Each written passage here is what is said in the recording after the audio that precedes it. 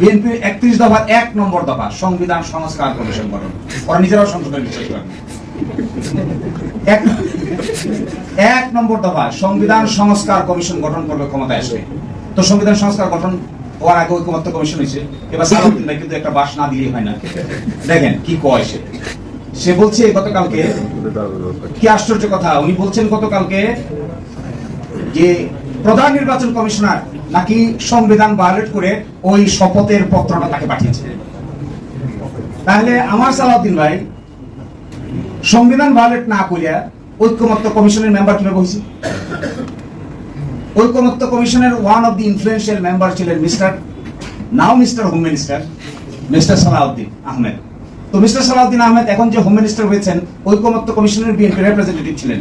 এটার যদি কোনো বৈধতা না থাকে, সাংবিধানিকভাবে তো ঐকমত্য কমিশন বলতে কিছু নাই, বাংলাদেশের কোনো আইনে তো ঐকমত্য কমিশনের কোনো বেসিস নাই। তাহলে এইটার সদস্য ওইটা হয়ে ওখানে ওই সদস্য হয়ে তিনি নিজের সংবিধান কিভাবে সংস্কার করা যায় ওই পরামর্শ দিচ্ছেন। ওটা কি হলো, সংবিধানের ভিতরে হয়েছে? এটা যদি সংবিধানের ভিতরে না হয়, তাহলে আমাদের নির্বাচন কমিশনার, প্রধান নির্বাচন কমিশনার একটা শপথের চ্যাপ্টার সাপ্লাই করে যদি সংবিধান ভায়োলেট করেন, তাহলে আমাদের সালাউদ্দিন ভাই সংবিধান সংস্কার কমিশনের কথা, সংবিধান সংস্কারের কথা বলে ঐকমত্য কমিশনের one of the major role player বলে কি সংবিধান ভায়োলেট করেন? নিশ্চয়ই করেছে। একে যদি দোষ দিতে হয়, ওনাকে তার ডাবল দোষ দিতে।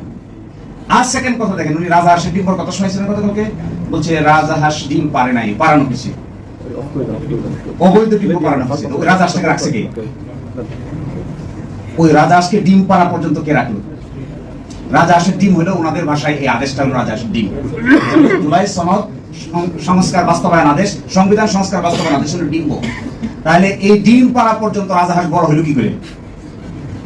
এই ডিম পাড়া পর্যন্ত রাজাহাঁস বড় হওয়ার পিছনে যারা রাজাহাঁসকে খাওয়াইছেন, প্রোটেকশন দিয়েছেন, সুন্দর ঘর দিয়েছেন, বাড়ি দিয়েছেন, বা ওখান থেকে আসার সময় খাদ্য, যাওয়ার সময় খাদ্য, আদরে আপ্যায়ন করেছেন, তারাই তো রাজাহাঁস ডিম পাড়ার জন্য সবচেয়ে বেশি দায়ী হওয়ার কথা।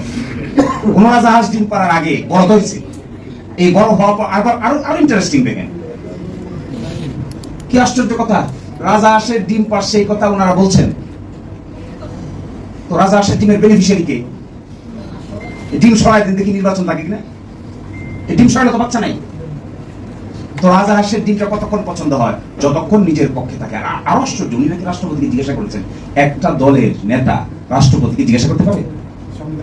আমরা বটলো কিভাবে একটা দলের নেতা বাংলাদেশের মহামান্য রাষ্ট্রপতিকে এই কথা জিজ্ঞাসা করে যে আপনি ডিম সঠিকভাবে পারছেন নাকি বেঠিকভাবে পারছেন? কেমন কথা? কনস্টিটিউশনাল সিস্টেমের ভিতরে রাষ্ট্রপতিকে পরামর্শ দিবে প্রধানমন্ত্রী, আর কনস্টিটিউশনাল সিস্টেমের মধ্যে ওনাকে যদিও কেউ কেউ এখন ডিফ্যাক্টো প্রধানমন্ত্রী বলেন, আইনত প্রধানমন্ত্রী না, কিন্তু কার্যত প্রধানমন্ত্রী। তো কার্যত প্রধানমন্ত্রী ভালো কাজই তো করেছেন, কে ডিম পারে আর কে ডিম পারবে না এটার হিসাব